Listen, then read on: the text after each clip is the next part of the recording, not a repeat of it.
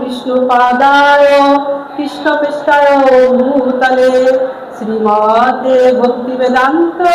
स्वामिनीति नामिने नमस्ते सरस्वती देवे गौरवाणी प्रचारिणे निर्विशेष शून्यवादी पाश्चात्य देशतारिणे नमो विष्णुपादाय कृष्णपृष्ठाय भूतले श्रीमते जय पताका स्वामिनीति नामिने नमो आचार्य पादाय निताय कृपा प्रदायिने गौरकथा धामोदाय नगर ग्रामे तारिणे जय श्री कृष्ण चैतन्य प्रभु नित्यानंद श्री अद्वैत गदाधर श्रीवासादि गौर भक्तबिंद हरे कृष्ण कृष्ण कृष्ण हरे हरे हरे राम राम राम हरे हरे ओम नमो भगवते वासुदेवाय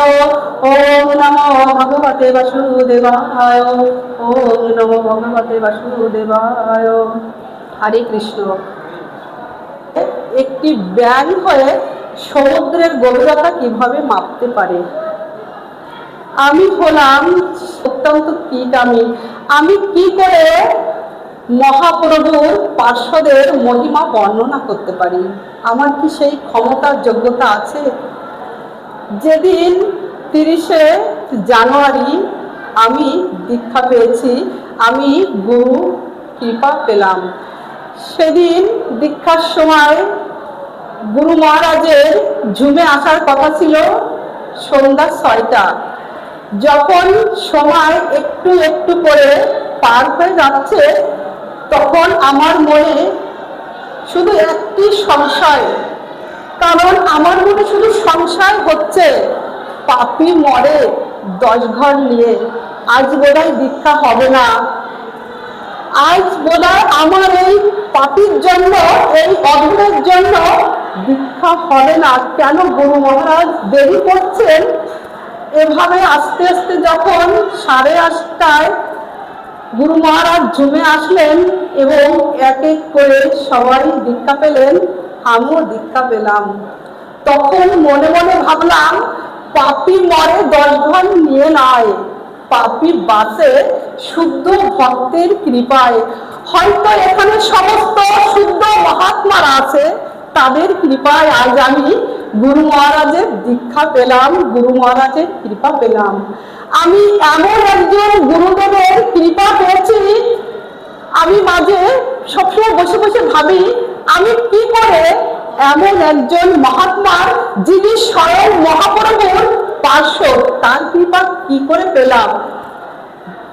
গুরু মহারাজ তো অন্তর্যামী প্রশ্নের উত্তরও তিনি দিয়ে দেন তাই আমি একদিন দেখছি ঠিক মোবাইলে যে গুরু মহারাজ এর একজন শুদ্ধ ভক্ত বলছে যে গুরু মহারাজ দীক্ষার সময় আমাদের সমস্ত দীক্ষিত ভক্তদের পাপ নিয়ে নেন কিন্তু গুরু মহারাজ না এটা যথার্থ হলো না এটা সঠিক নয় আমি শুধু দীক্ষিত ভক্তের